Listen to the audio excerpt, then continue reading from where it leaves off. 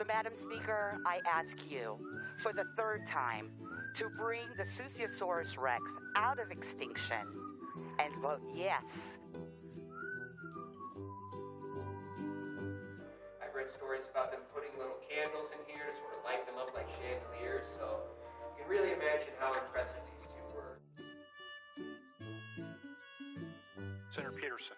Thank you, Mr. President. I move that the Senate advance. It's bedtime. Point of order. Please, state your point.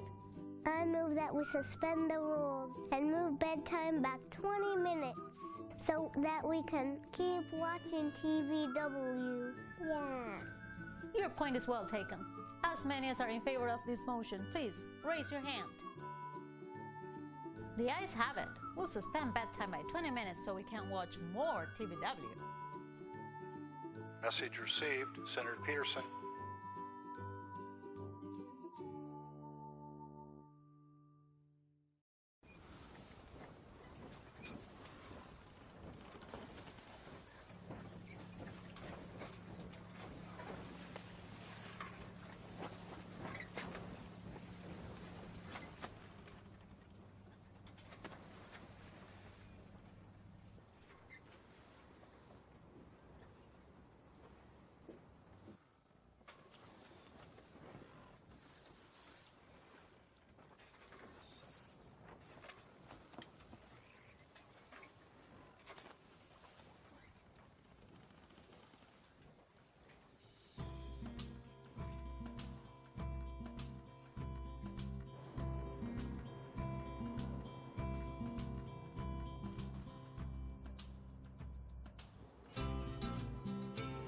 It wasn't that many years ago that wooden boats were the norm. All up and down Puget Sound and the Columbia River, all across our state, wooden boats were it. They were a lot of work, took a lot of maintenance, took a lot of care, but they were classics. Lots of that history has been lost, but here at the Center for Wooden Boats on the south end of Lake Union, you can come and take a rowboat out, you can take a boat out to sail. It's a touchy-feely place. You can feel the oars, you can go out on Lake Union, you can try it out yourself. You can learn about the history of our Indian canoes, see examples of a wide variety of wooden boats. It's a great learning center.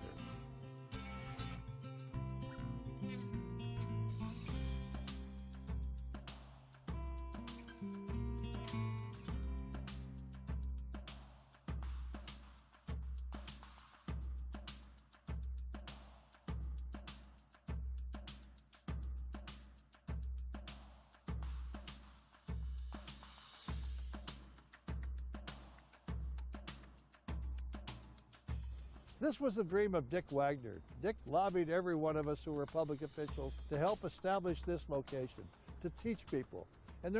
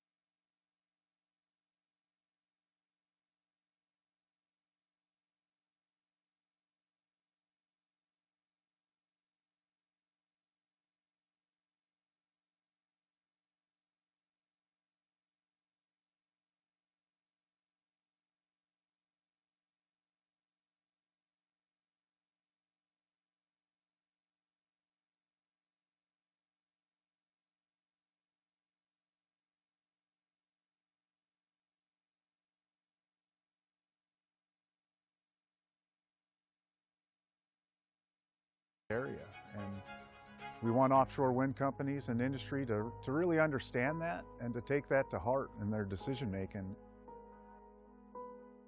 You have to look at what you need, right? Now we see the demand growth mushrooming. The state today will need a significant amount of energy, and I would be hard-pressed to see that it's going to be able to meet its demand without tapping into the offshore wind. You have a resource off the coast that is very well matching that curve, and it's available on the side of the state where it needed the most. She would have started high school this year. My 12-year-old daughter, Immaculate, was walking down the road, her and her friend, and a truck came up behind them and hit them, and Immaculate was killed instantly. He robbed a lawn care company, and if he was able to be pursued, he could have been caught and put in jail. But the police were not able to pursue him. He went back to that same lawn care company the morning of January 15th and stole a large landscaping truck from that company. He was driving around in the morning. She was hit at 10:30 in the morning. He was high on drugs.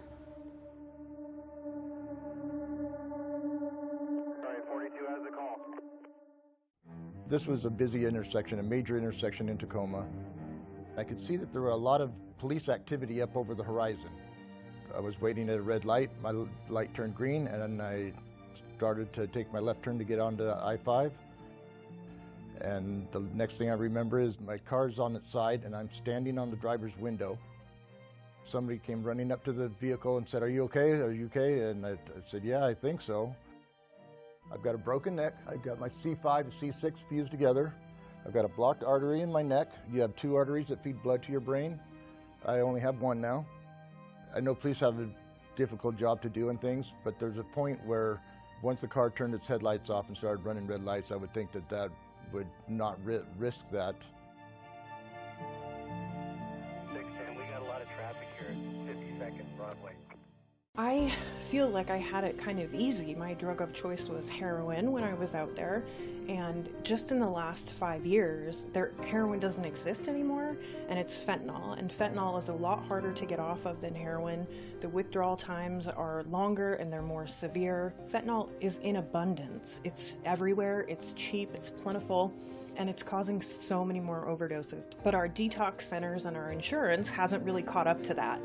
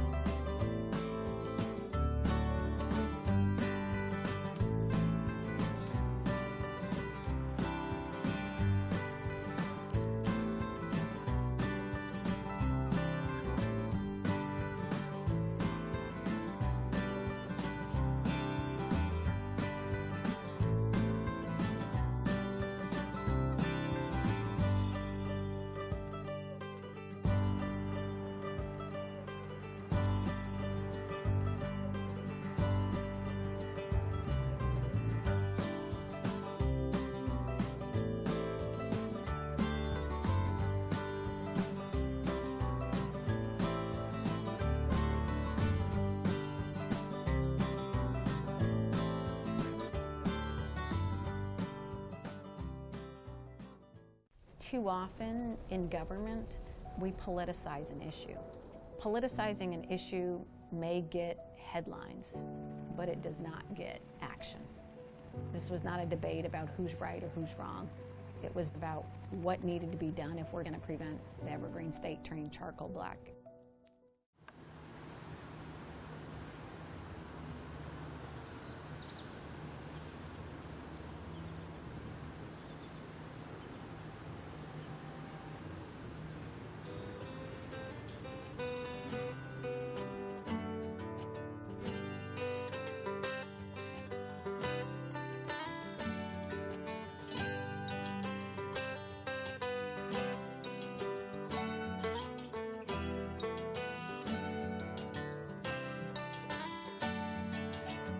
Washingtonians have been impressed with Port Gamble for virtually hundreds and hundreds of years. The Native Americans used this site as a gathering point. Captain Charles Wilkes, when he explored Puget Sound, thought it was an ideal anchorage. And later, when the California gold rush really picked up steam and lumber was in demand on the Pacific coast, two Maine residents and sawmill owners came out, Mr. Pope and Mr. Talbot, and they and others started an incredible mill here on Port Gamble Bay.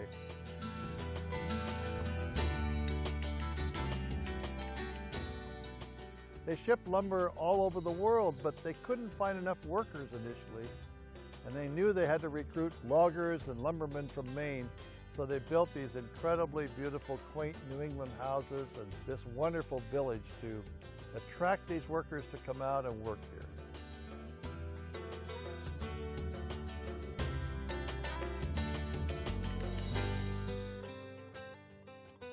One of the first things you see when you drive into Port Gamble is St. Paul's Episcopal Church, one of our state's first churches and something of beauty to enjoy today.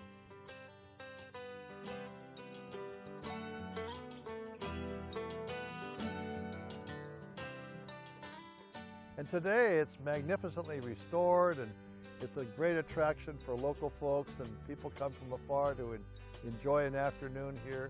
I think it's truly one of my favorite places.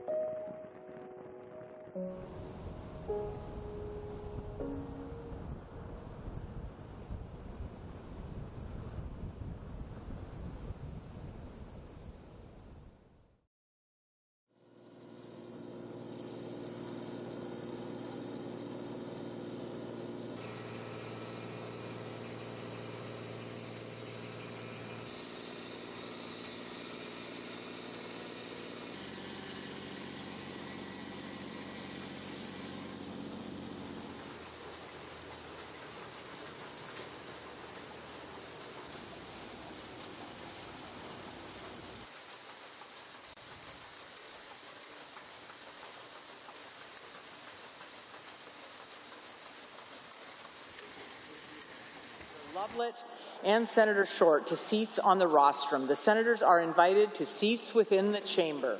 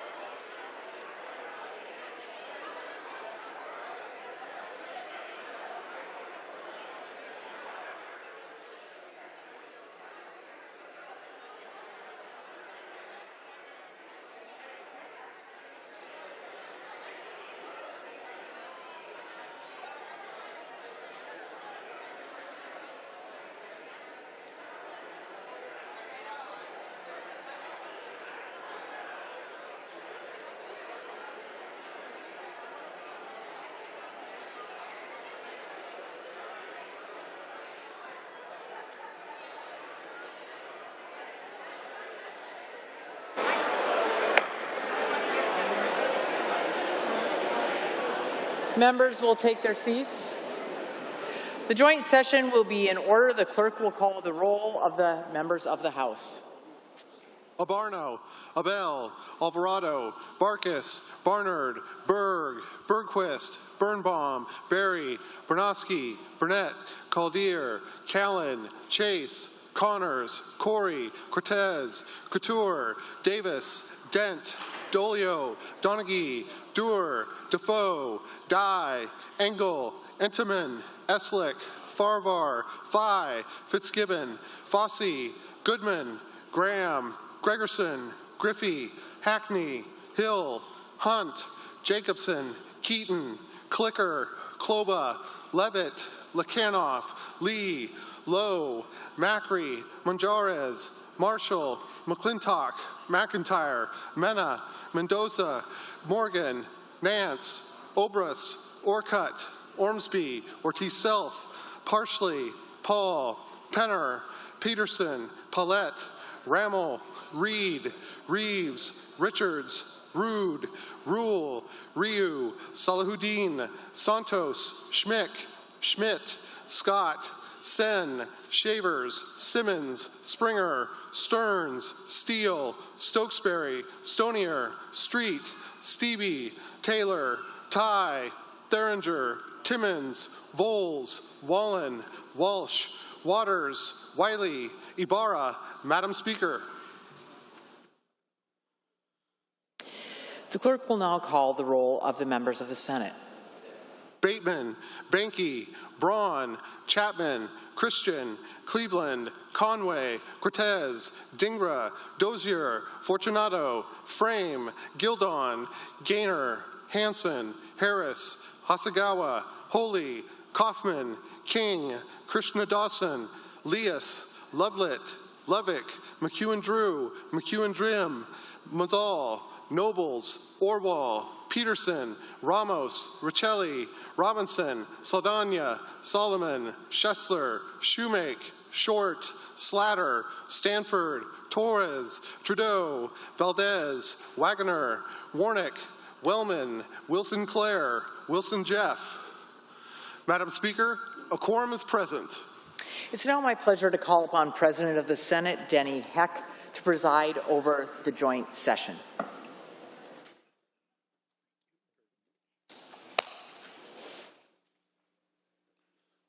The purpose of this joint session is to administer the oaths of office to the statewide elected officials and to receive the inaugural address from His Excellency Governor-elect Bob Ferguson. The President appoints the following representatives and senators to form a special committee to escort the Supreme Court justices to the House chamber. Representatives Marshall and Richards, and Senators Gildon and Hansen. The President also appoints a special committee to escort the statewide elected officials to the House chamber. Representatives Keaton and Scott, and Senators Benke and Chapman. The Speaker appoints a special committee to advise His Excellency Governor-elect Bob Ferguson that the joint session has assembled and to escort him to the House chamber. The President asks that the members of that escort committee remind Governor-elect Ferguson to wait for your escort upon departure from the chamber. Representatives Pinner and Salahuddin, and Senators Cortez and McEwen. Sergeant-at-Arms Alexander.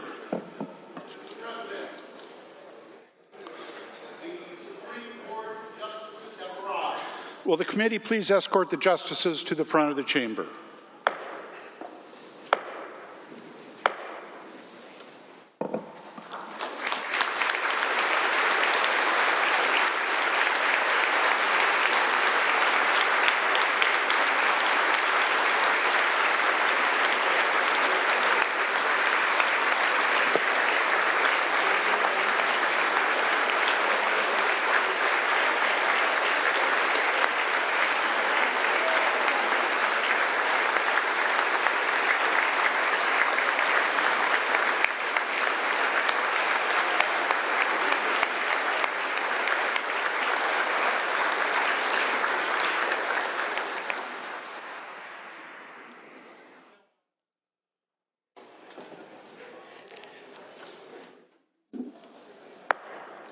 The President is exceedingly pleased to present the justices of the Supreme Court who are present today. And again, if my math works, that's all of them. First, Chief Justice Deborah Stevens. Associate Chief Justice Charles Johnson.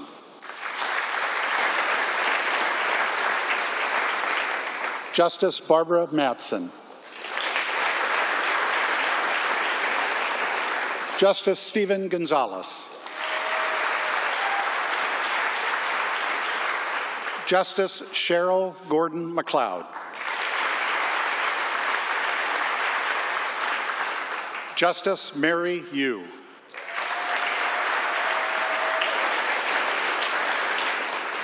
Justice Raquel Montoya Lewis.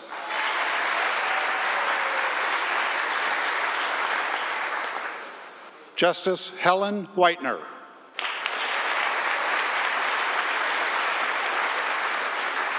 And Justice Salvador Mungia.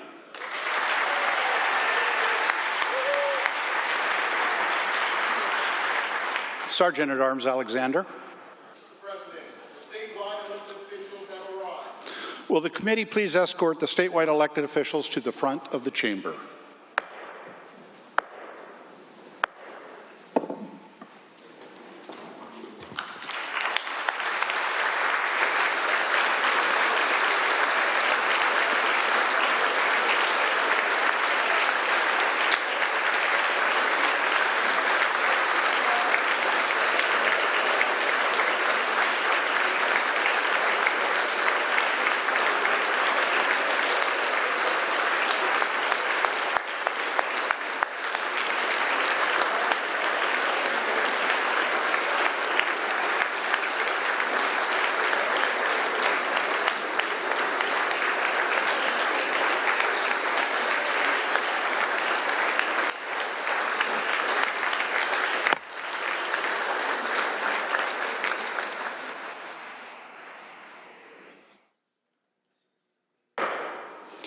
It is my pleasure to greet today our distinguished statewide elected officials.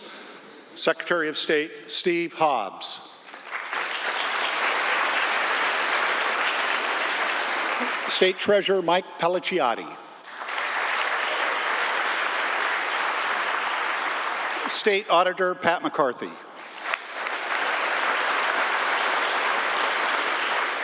State Attorney General-elect Nick Brown.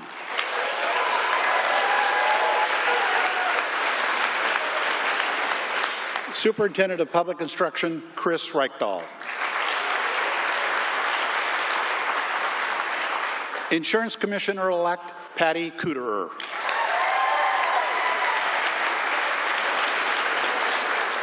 Commissioner-elect of Public Lands Dave Upthegrove.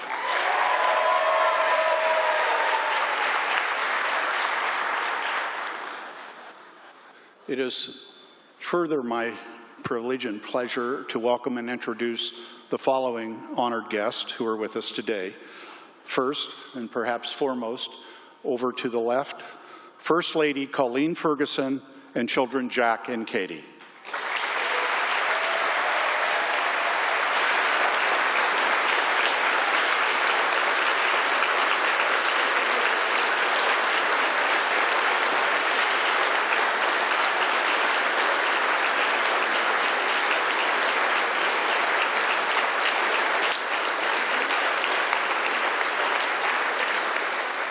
You are all looking up in the gallery. They're actually on the floor over here. And again, my pleasure to introduce former Secretary of the U.S. Department of Commerce, former Ambassador to the People's Republic of China, and the 21st Governor of the State of Washington, the Honorable Gary Locke.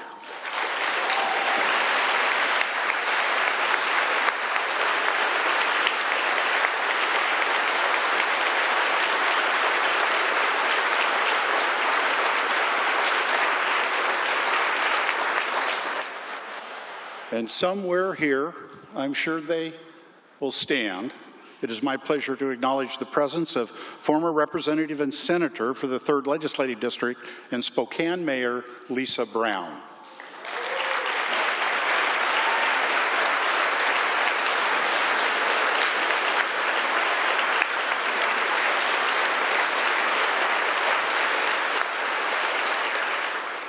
In the South Gallery, also former Representative and longtime State Treasurer Dan Graham.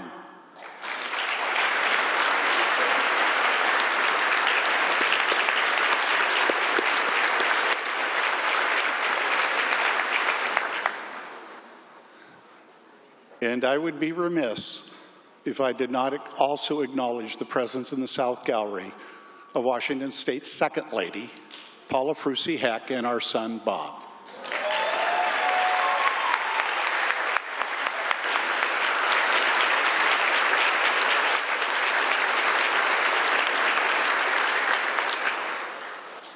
Here's to the next 49 years.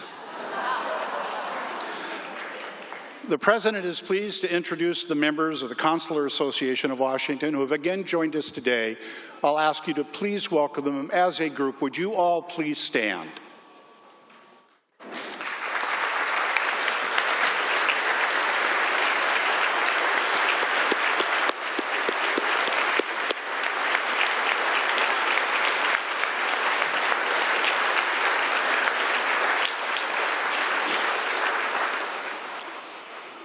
Sergeant at Arms Alexander. Mr. President, His Excellency, Governor Bob Ferguson has arrived. Will the committee please escort the governor-elect to a place on the rostrum?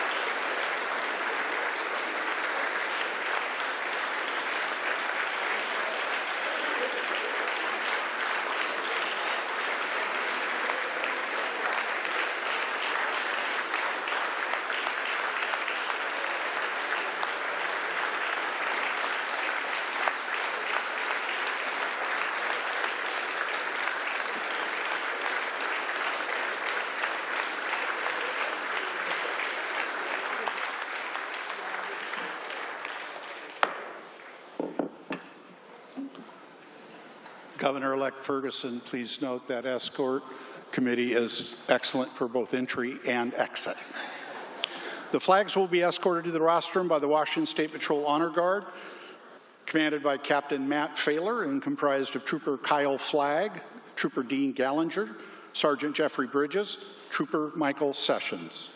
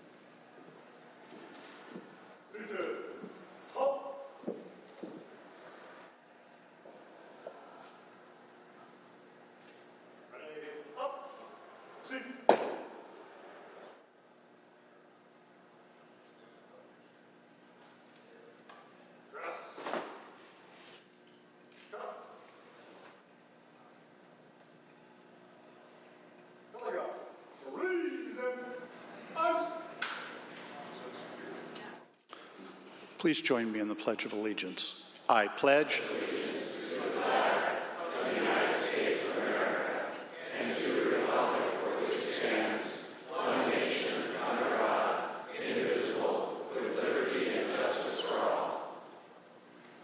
The national anthem will be sung by the Steilacoom High School Chamber Choir.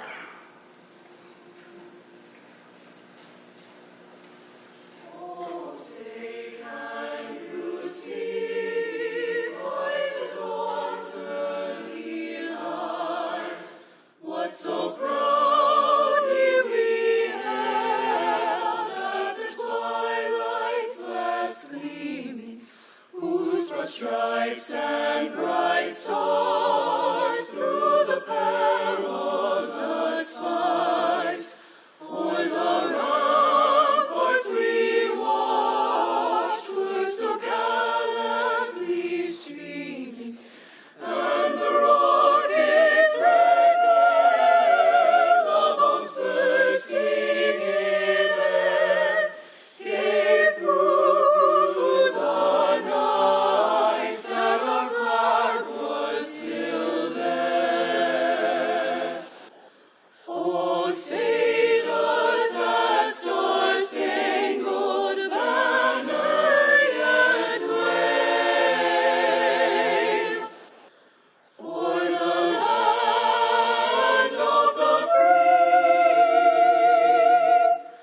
and the home of the brave?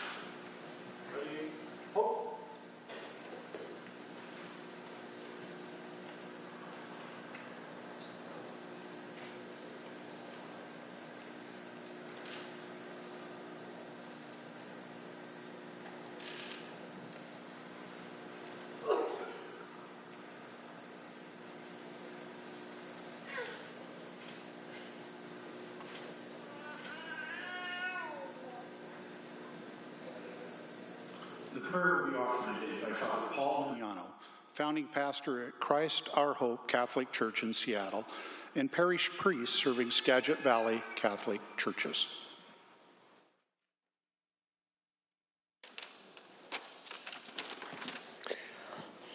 Let's bow our heads and pray for God's blessing. Gracious and merciful God, God of wisdom and justice, through you authority is rightly administered laws are enacted, and judgment is decreed.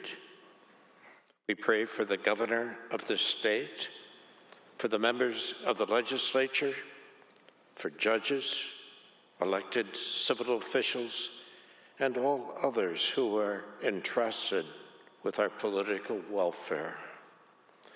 May they be enabled by your powerful protection to discharge their duties with honesty and ability. We are a people of many races, creeds, and colors, national backgrounds, cultures, and styles.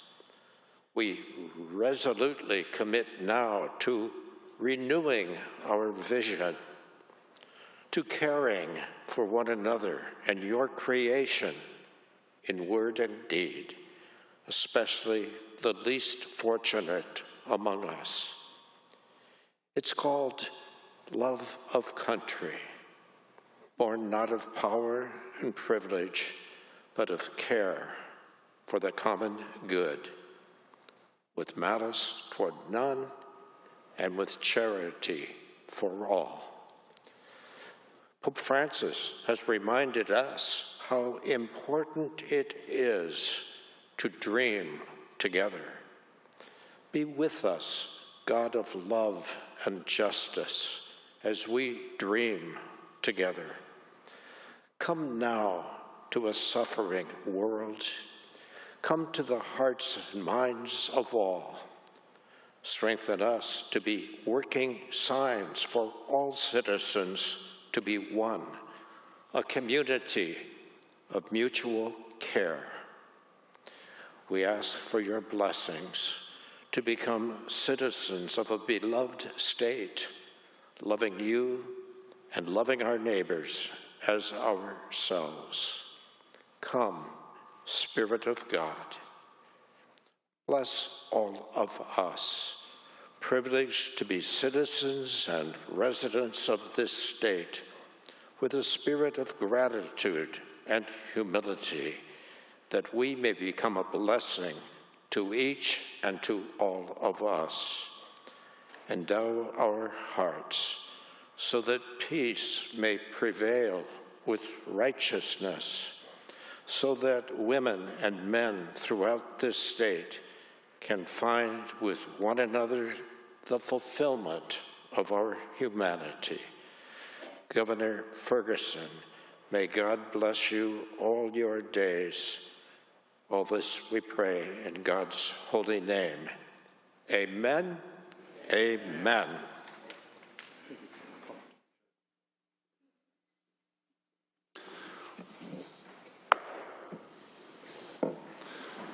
At this point, I'm going to call forward the elected officials to take their oaths of office. Justice Mary Yu will administer the oath of office to Dave Updegrove, the Commissioner-elect of Public Lands.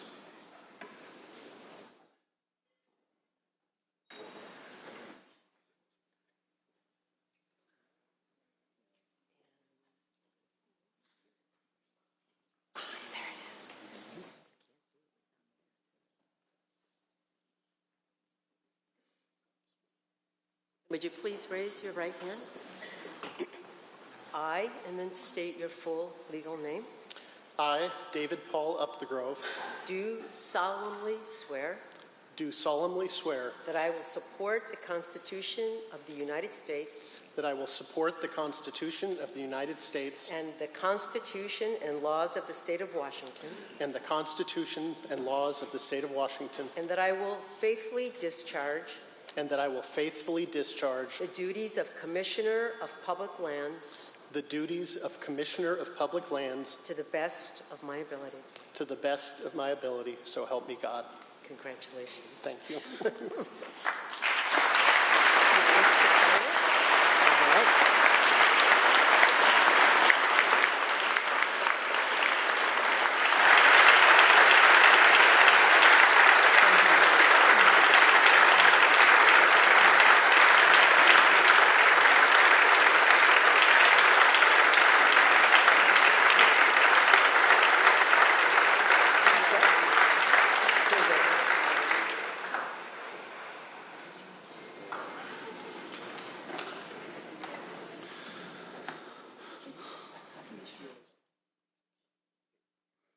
Justice Stephen Gonzalez will administer the oath of office to Patty Cooter, Insurance Commissioner-elect.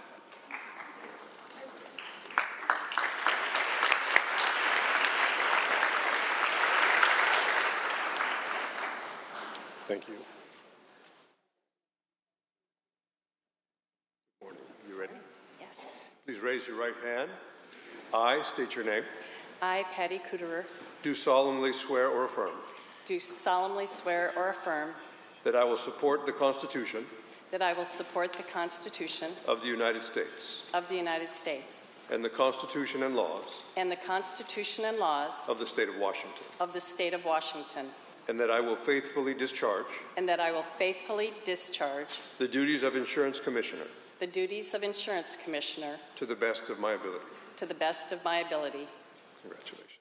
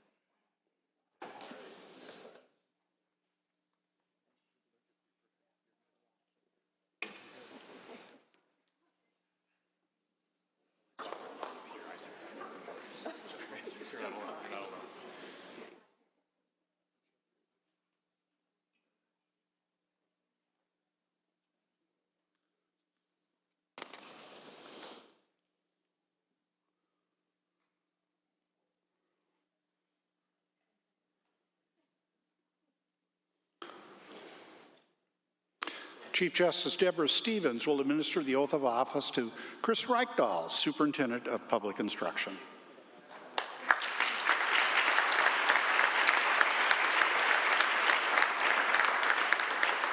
Thank you. This is tiny.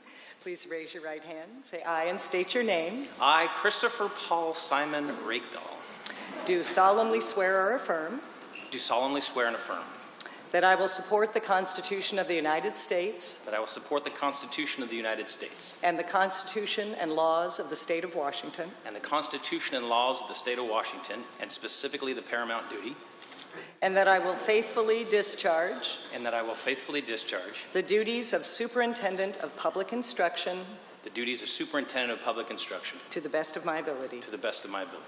Congratulations. Thank you. Thank you. Thank you.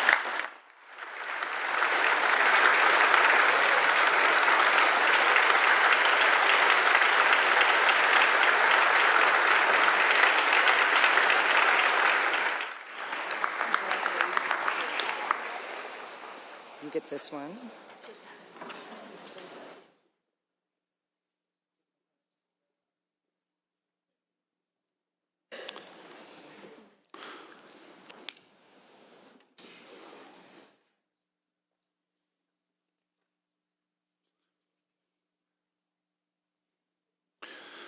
Justice Mary Yu will administer the oath of office to Nick Brown, Attorney General-elect.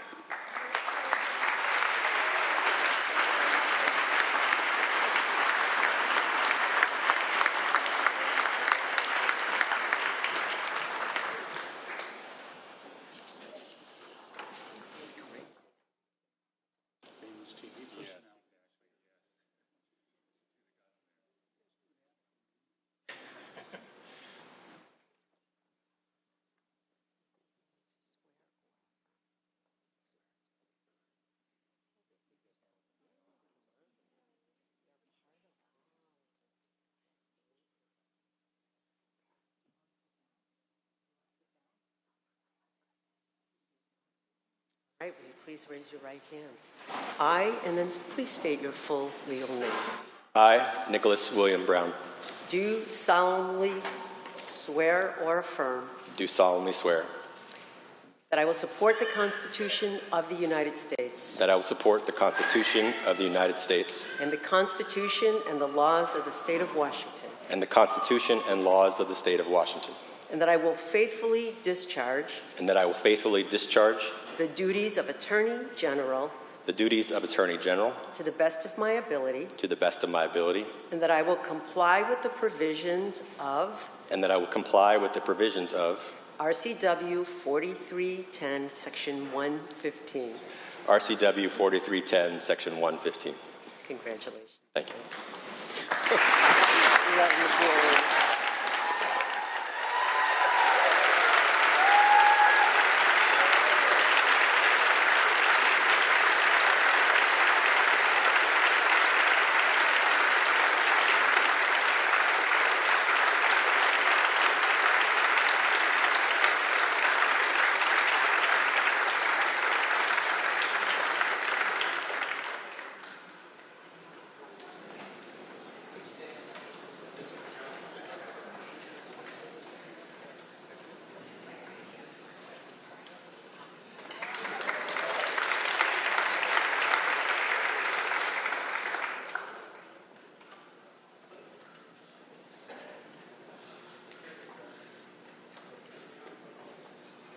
Associate Chief Justice Charles Johnson will administer the oath of office to Pat McCarthy, State Auditor.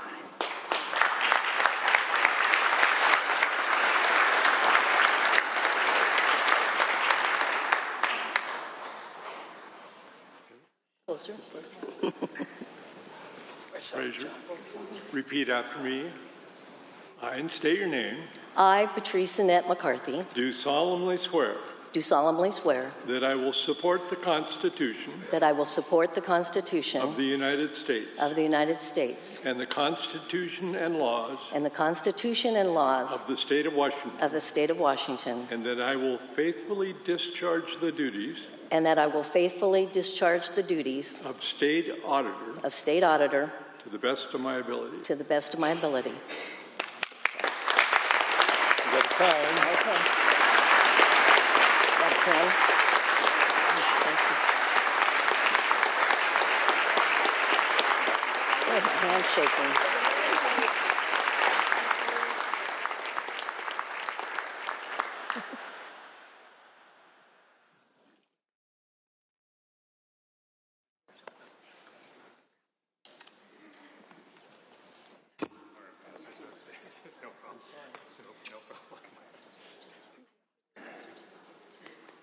Congratulations. Yeah, no, you're good.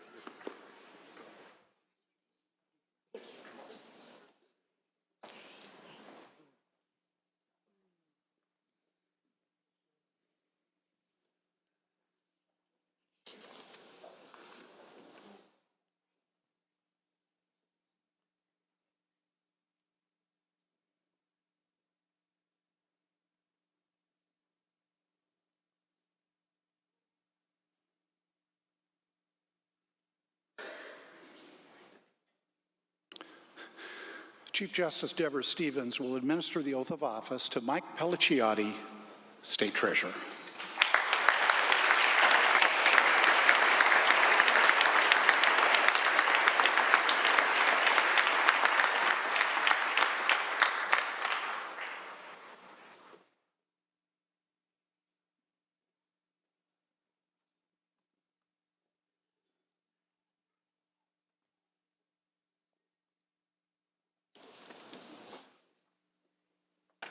Please raise your right hand. Say aye and state your name.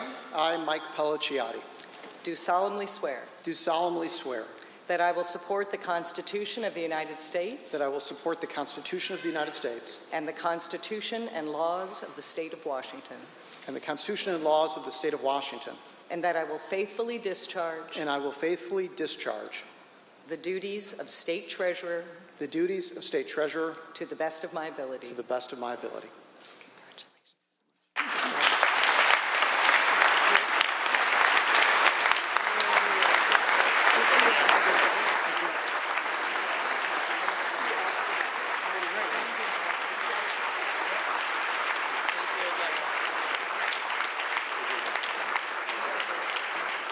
Mike, We got work to do. I got work to do. I'm getting lost in the moment. Here we go.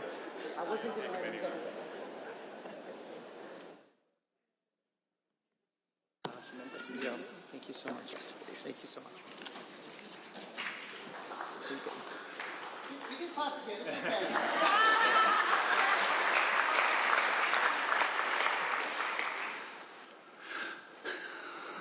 Justice Mary Yu will administer the oath of office to Steve Hobbs, Secretary of State.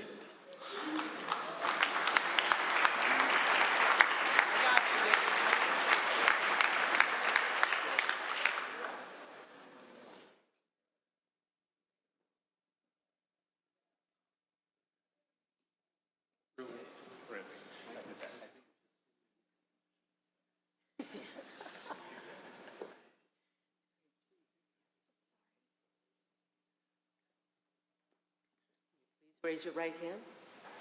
I, and then state your full legal name.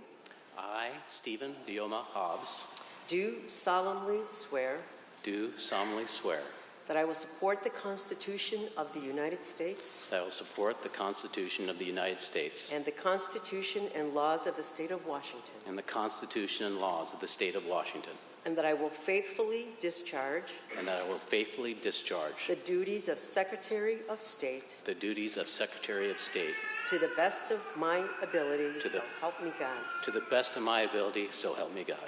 Congratulations.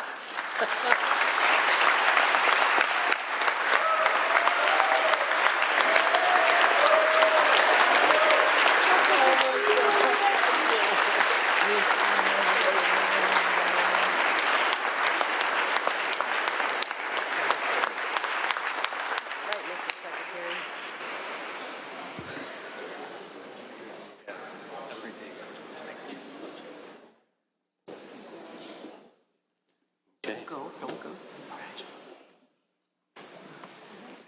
I won't see your vote. Okay. Because this is yours. Okay, thank you. A little change up here. Chief Justice Deborah Stevens will administer the oath of office to Denny Heck, Lieutenant Governor.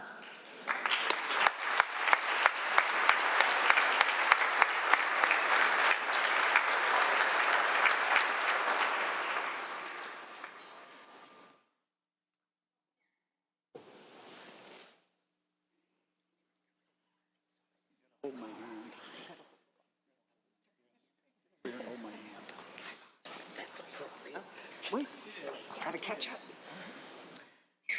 Say aye and state your name. I, Denny Heck, Do solemnly swear do solemnly swear that I will support the Constitution of the United States that I will support the Constitution of the United States and the Constitution and laws of the State of Washington, and the Constitution and laws of the State of Washington, and that I will faithfully discharge and that I will faithfully discharge the duties of Lieutenant Governor the duties of Lieutenant Governor to the best of my ability. to the best of my ability, so help me God.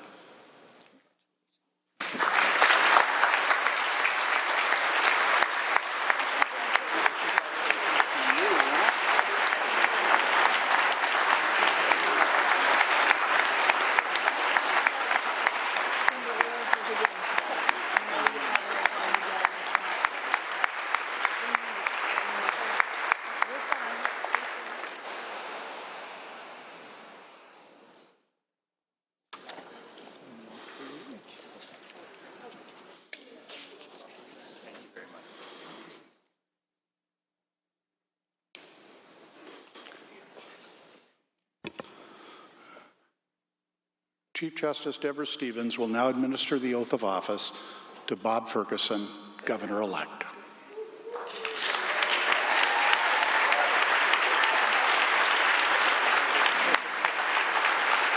Thanks again for doing this. Is your family coming? They're coming, yeah. I'll be right here. Yeah, we're circling now. Come on in, so you're right next to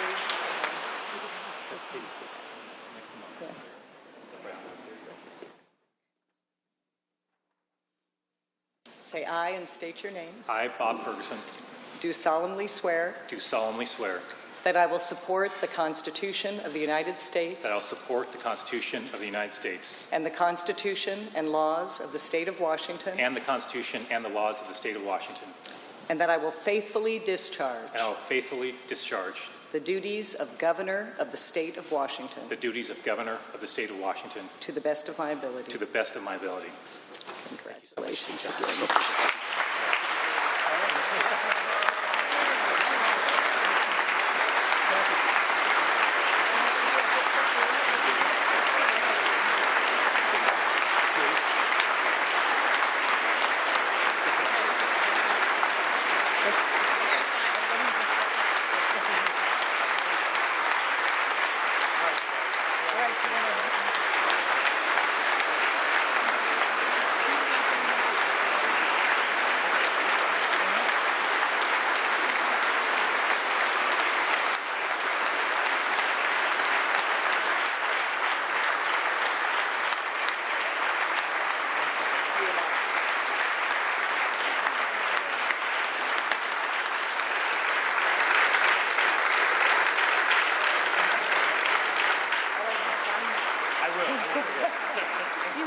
Thank you so much.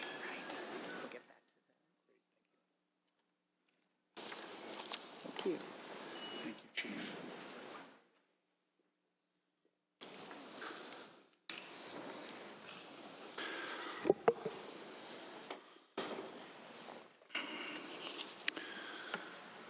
Ladies and gentlemen, it is now my distinct privilege and pleasure and honor to introduce for the first time anywhere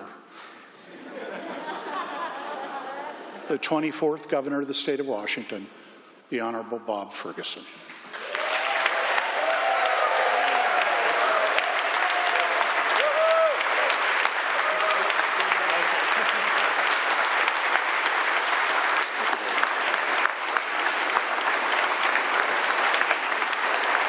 Thank you very much.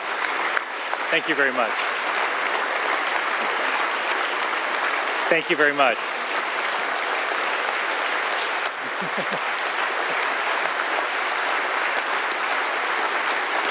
Thank you very much, everybody. Mr. President, Madam Speaker, distinguished guests, and my fellow Washingtonians, first, please join me in thanking the Steilacoom High School Chamber Choir for their beautiful rendition of our national anthem.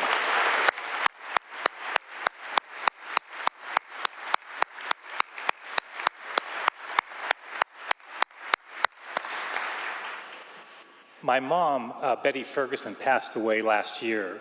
Before she died, she asked Father Paul Magnano to perform her funeral mass and eulogy. He is, as you might imagine, very close to the Ferguson family. Please join me in thanking Father Paul for his invitation.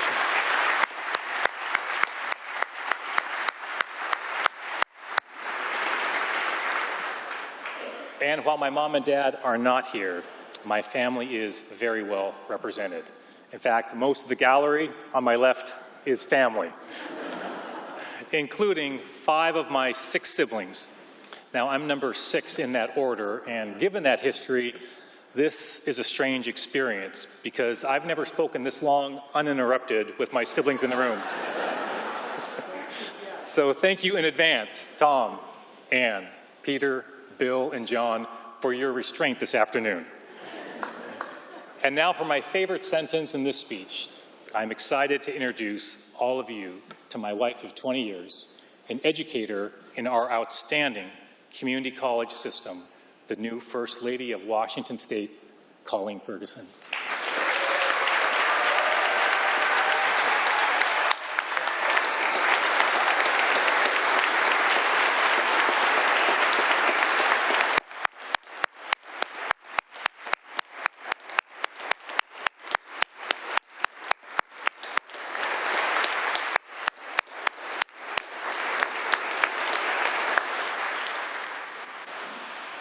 Colleen and I are parents to teenage twins who are pleased to have an excused absence from school so they can join us today. Jack and Katie, here's the one thing I most want you to remember from this day. Being your dad is not only my most important job, but it's a job that gives me the most joy. Your mom and I are very proud of you.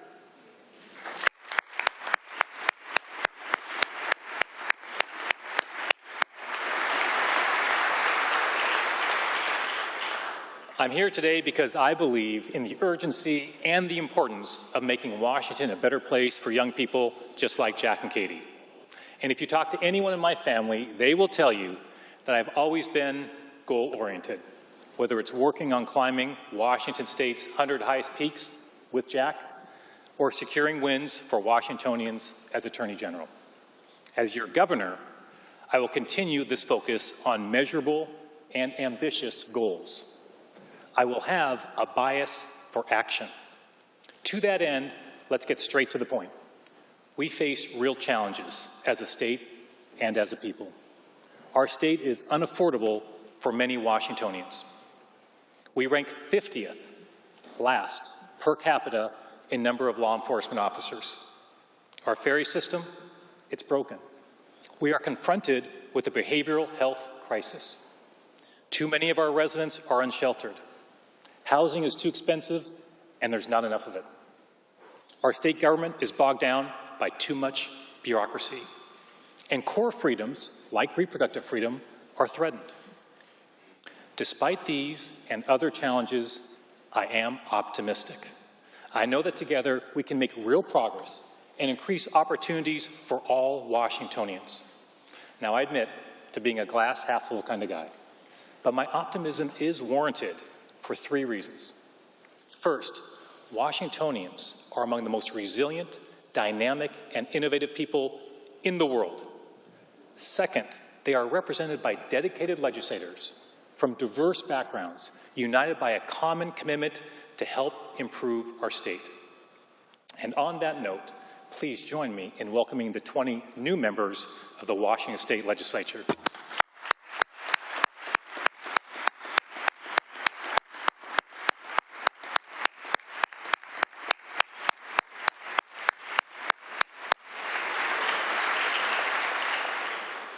Thanks to all of you for the sacrifice I know that each and every one of you make to serve your constituents.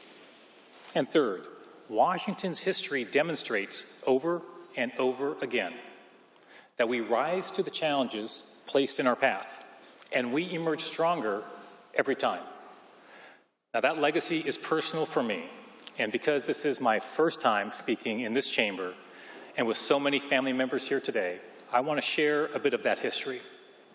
Both sides of my family were here before we were a state. Back in those territorial days, my great-grandparents on my mom's side homesteaded along the Skagit River, where they carved out a life from the land. They ventured west with little more than determination and a desire to forge their future here. Their comforts must have been few indeed. Meanwhile, on my dad's side, our ancestors made their way to a different part of our territory, Vancouver. The territorial legislature created a school for the deaf, and the school hired my great-great-great-uncle, James Watson, to lead it in those early years. His wife, Cecilia, joined him in this important work, to which they both dedicated their professional lives. A few years after these and other family members arrived, Governor Elijah Ferry delivered the very first inaugural address in 1889. Now, some of you know I collect political memorabilia from our state's history, and I recently purchased an original copy of Governor Ferry's inaugural address in 1889, and it's actually signed by him. It is truly amazing what you can find on eBay. Come by my office and check it out sometime.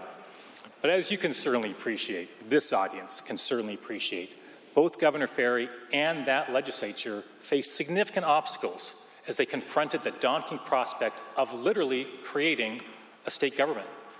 Ferry understood that, yet he struck an optimistic tone and declared that, with resources superior to those of any other equal area, with the population as enterprising as it is courageous, there is no reason why the state of Washington should not in the near future rank amongst the most prominent states in the Union, nor why the people should not enjoy the priceless blessings of prosperity, health, and happiness.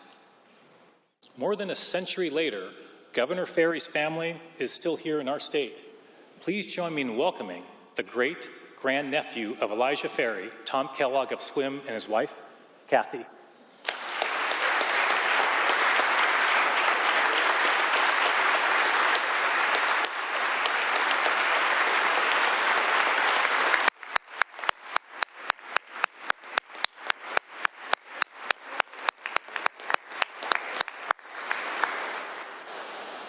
History surely vindicated Governor Ferry's optimism. Washington is indeed among the most prominent and prosperous states in our union, even if that prosperity is not equally shared by all. But the path to our current status as a world leader in so many economic sectors has not been a smooth, straight line since Governor Ferry's 1889 address. The Great Depression hit Washingtonians hard, but in his inaugural address in 1933, Governor Clarence Martin also found reason for hope. He said, "We are confronted by a great responsibility, but it is reassuring and inspiring to realize that the responsibility is not greater than the opportunity." Clarence Martin led our state well during those challenging years. Joining us today is Governor Martin's granddaughter, Janet Martin, and his great-granddaughter, Jennifer Hutchings, both of Spokane. Please join me in thanking them for their family service to the state.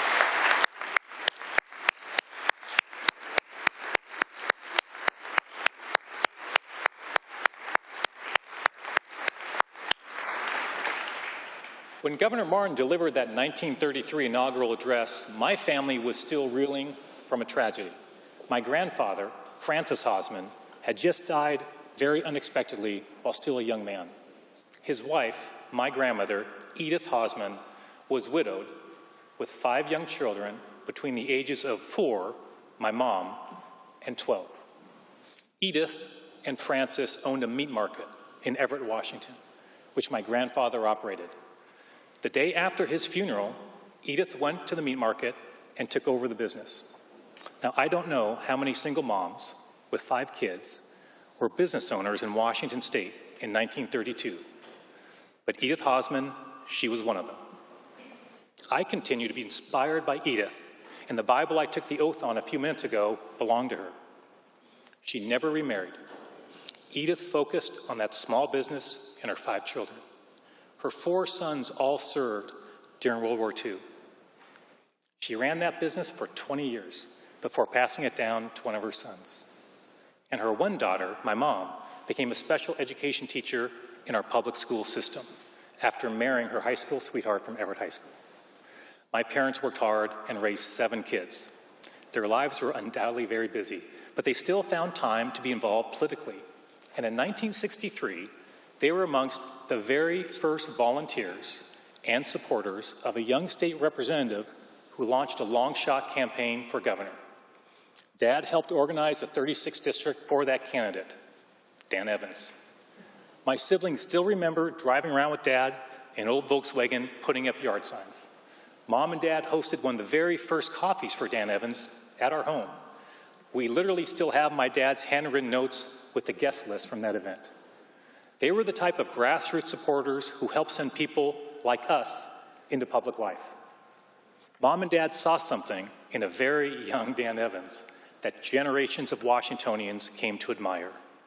The 60s were certainly a challenging time for our state and country. Here's what Governor Evans had to say 60 years ago at his inaugural address. "We are at this moment experiencing great challenges, challenges which test an administration, a legislature, and a people. To meet these challenges, we cannot be leisurely when the times call for action." A few months ago, Dan Evans passed away after a life of service. He was one of the greatest Washingtonians who ever lived.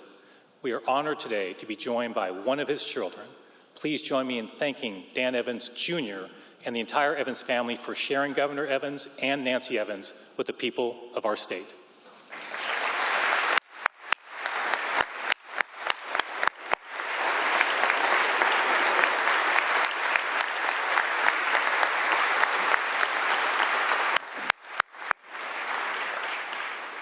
By the way, I met with Dan Jr.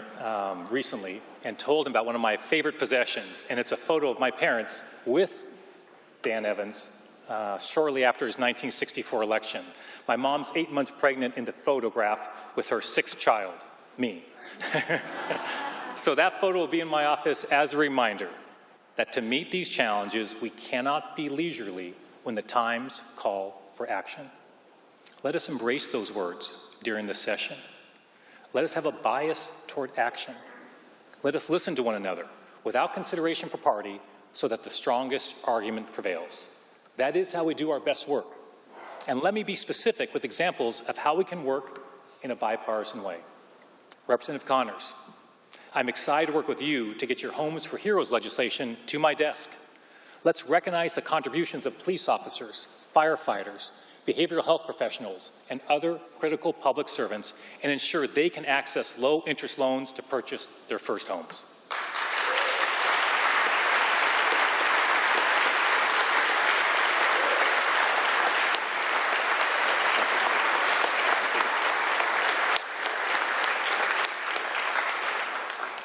Representative Davis, you've developed a robust and balanced package to improve public safety. I look forward to assisting you in this important work.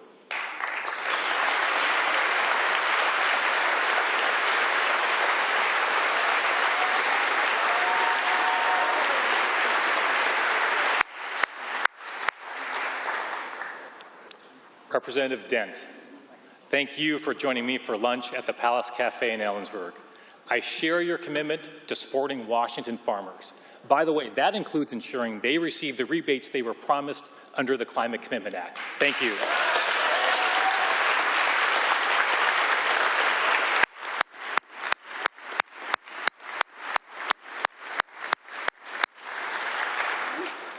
Representative Santos and Callan, thank you for stepping up to work on addressing the youth mental health crisis. There is no more important work we face right now than that work.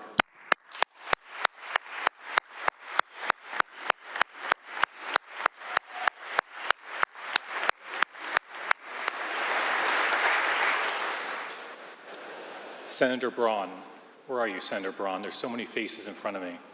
Senator Braun, I hope to work with you to adopt reasonable limits on the governor's emergency powers. We can do that together.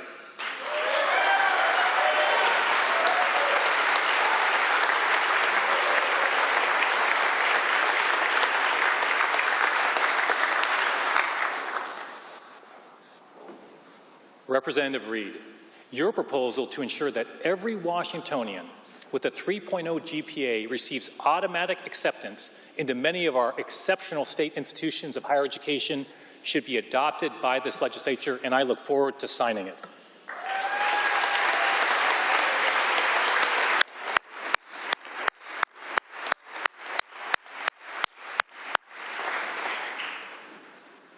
Senator Holy, thank you for your legislation proposing a $100 million grant program to help local law enforcement agencies hire more well-trained officers to improve public safety. That idea was a cornerstone of my campaign for governor. Any budget I sign must include this funding. Thank you, Senator Holy.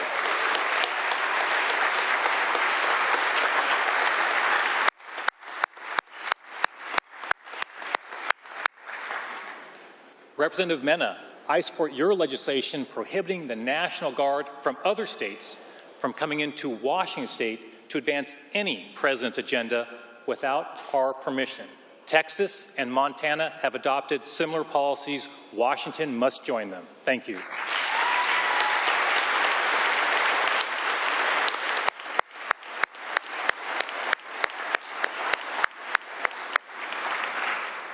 And speaking of presidents, let me be very clear. My administration will work with President Trump where we can. We will stand up to him when we must. And that most certainly includes protecting Washingtonians' reproductive freedom.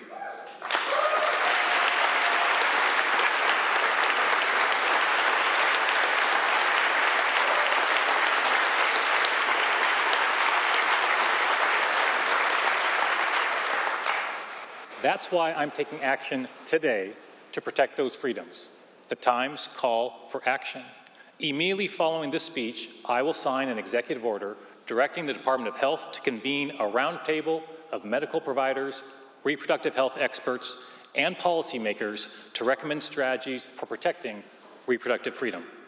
I'm proud of the robust legal protections we have here in Washington State, including, thanks to you, the nation's strongest health data privacy law, but I'm confident there's even more that we can do. During my campaign for governor, I had the honor of meeting Washingtonians in all 39 counties from all walks of life.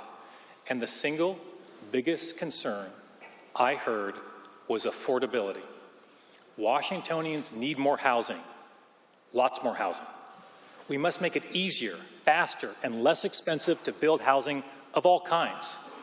The times call for action, and that is why I'm signing an executive order immediately following this speech, directing state agencies to review all regulations that impact housing, permitting, and construction, and identify any provision that can be streamlined, deferred, or eliminated.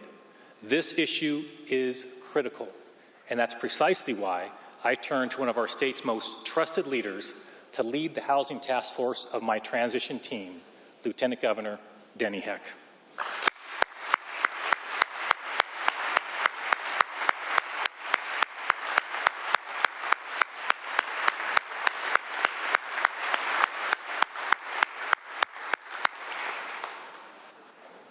Last week, Lieutenant Governor Heck presented me with a 42-page report containing 20 recommendations to address this crisis, including many that reflect ongoing legislative efforts to expand transit-oriented development, protect vulnerable renters and small landlords, and give local governments tools and incentives to improve housing supply and affordability.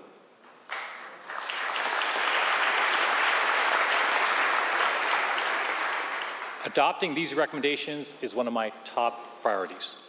We must also make Washington more affordable in other ways. As Attorney General, my team and I stopped an illegal grocery merger that would have increased the price of groceries for families. We also stopped illegal price-fixing schemes that increased the price of chicken, tuna, and household items like computers and televisions. What did I do with the $100 million my incredible team made those corporations pay? I sent those dollars directly to Washington families. Trust me on this.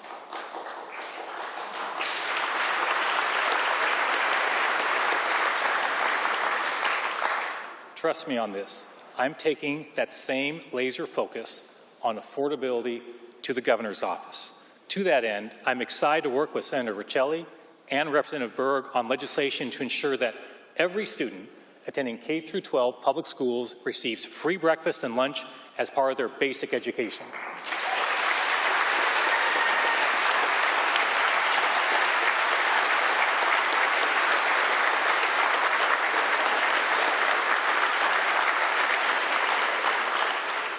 Right now, if you're a single parent working 40 hours a week, making $19 an hour, your child does not qualify for free meals.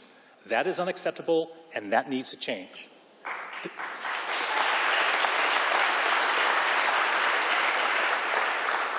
This will improve learning for kids and save time and money for working parents. Another challenge we face is the multi-billion-dollar budget shortfall. We should have an open and honest dialogue about how we arrived at this shortfall and what lessons we must learn.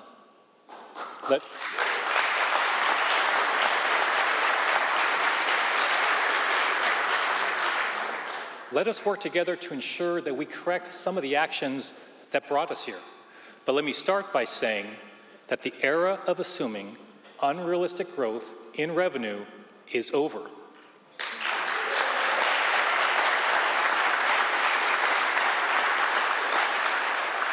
To be specific, I will not sign a budget that requires unrealistic revenue growth to balance.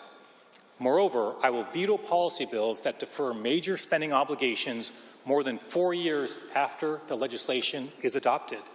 These bills violate the spirit of Washington's requirement that state budgets be balanced over a 4-year period.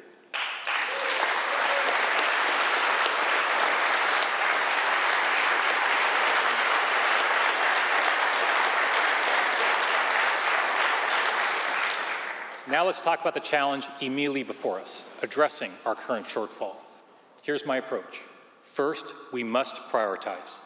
We cannot simply assume that government's role is to do everything it has always done while continuing to add new programs and responsibilities every year.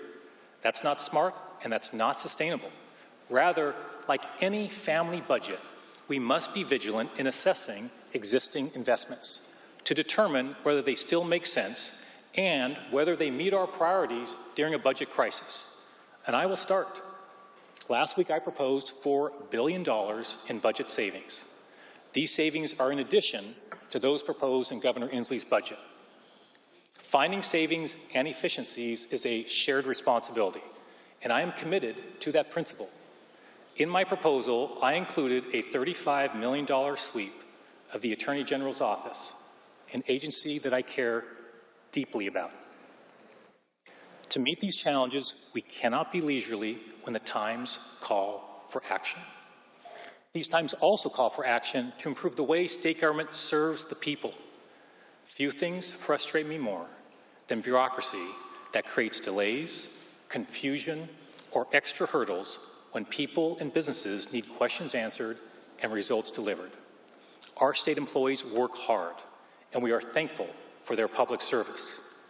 We must do a better job listening to them and to the public to find ways to improve customer service and save money while we are doing it.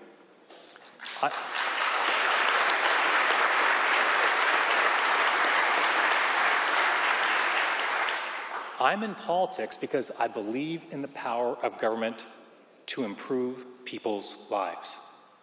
At the same time, we must recognize government does not always meet that promise. So let me be clear. I'm not here to defend government. I'm here to reform it. Over the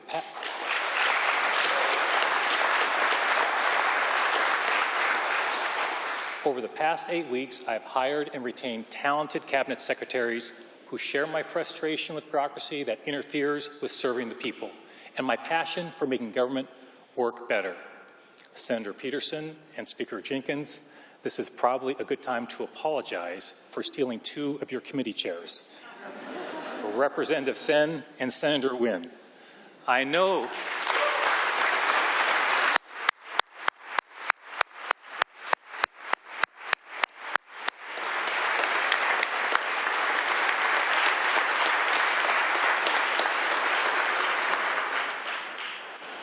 they will be missed in this building, but their new roles as leaders of 2 of our biggest and most important state agencies are critical for our success. Our mission must be to speed up government, improve customer service, and center the people in every decision we make. Let me give you an example. If a Washingtonian applies for a permit, they need that permit delivered on time. Time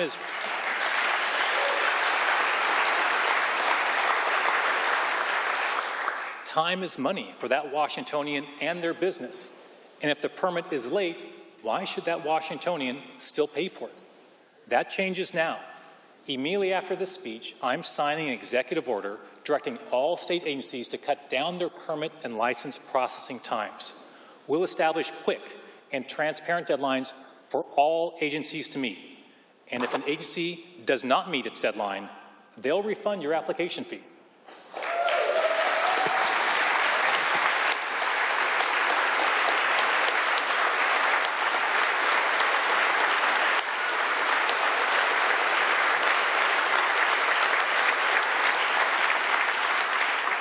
I'll have more reforms and improvements to announce in the coming weeks. This is just a start to our important work, recognizing the urgency of making government more efficient, responsive, and centered on the people. That is the commitment I'm bringing to this office, rooted in my values and the lessons learned from our shared history. I've mentioned the names of several governors today who gave voice and vision to the people of Washington State in challenging times, and the members of my family who inspire me to action every day. Now, like all parents, when Colleen was pregnant with our twins, we gave a lot of thought to their names. Names matter. Names have meaning. Names symbolize things we care about. I'm proud that my middle name is Watson. That name connects me in a very personal way to James Watson and his unique service to the people of Washington Territory and Washington State. My son, Jack's full name is Jackson Murray Ferguson, named after two Everett men of real integrity, Scoop Jackson and my late father, Murray Ferguson. Now, I tried to convince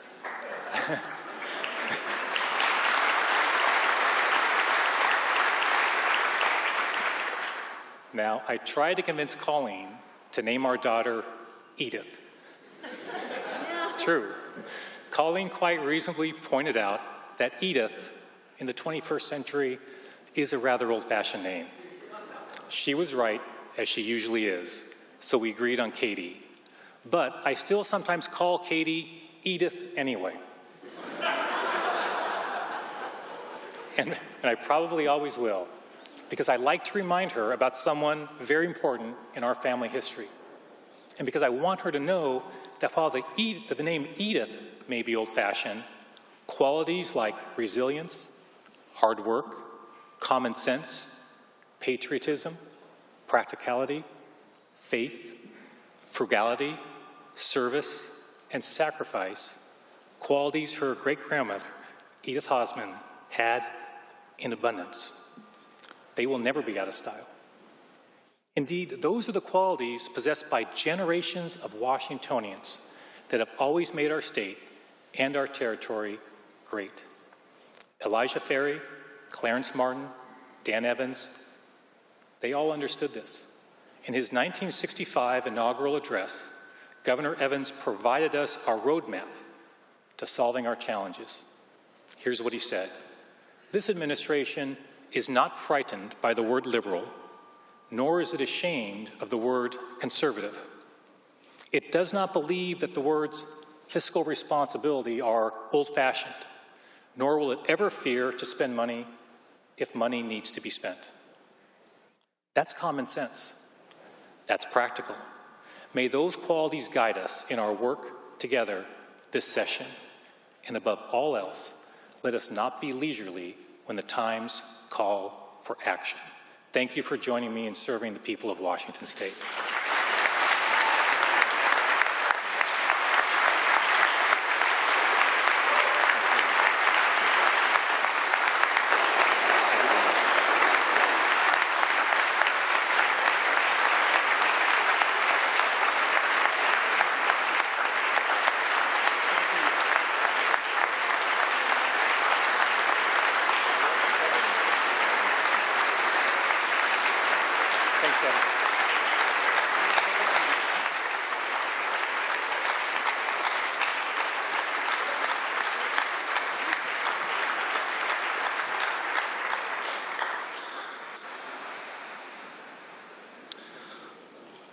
Thank you, Governor Ferguson. Will the committee come forward and escort Governor Ferguson from the House chambers?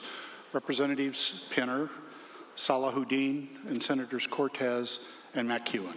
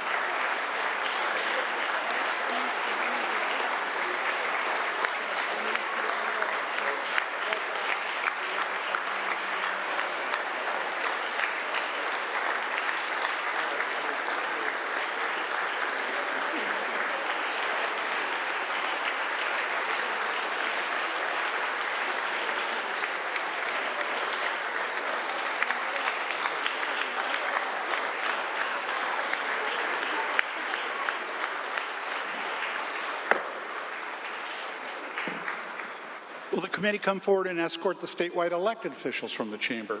Representatives Keaton and Scott, and Senators Binkie and Chapman.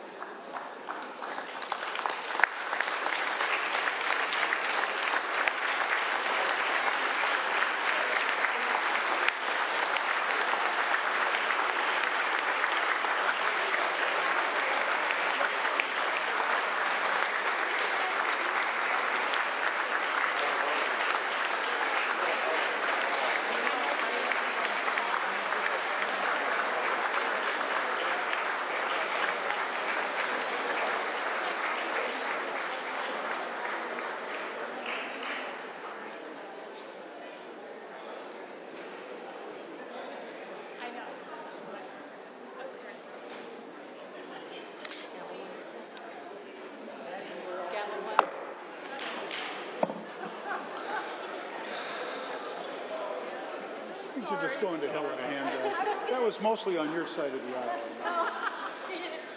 Will the committee come forward and escort the Supreme Court justices from the House chamber? Representatives Marshall and Richards, and Senators Gildon and Hansen.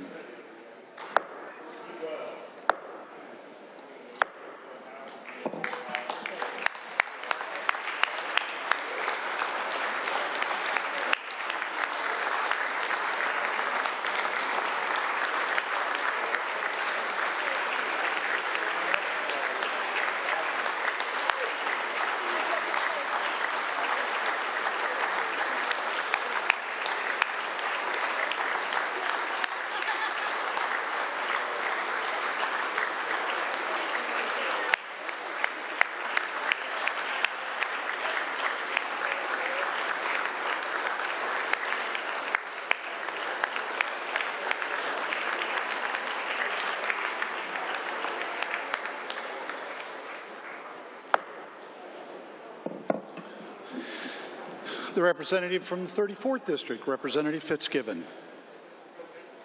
Thank you, Mr. President. I move that the joint session now be dissolved. It has been moved and seconded that the joint session now be dissolved. As many are in favor will signify by saying aye. Aye. Opposed, no. The ayes have it. The motion is carried. It is now my privilege to return the gavel to its rightful place with Speaker Jenkins. Thank you. Will the Sergeant-at-Arms of the House and the Sergeant-at-Arms of the Senate please come forward and escort President of the Senate, Denny Heck, President Pro Tem Steve Conway, and members of the Washington State Senate from the House chambers.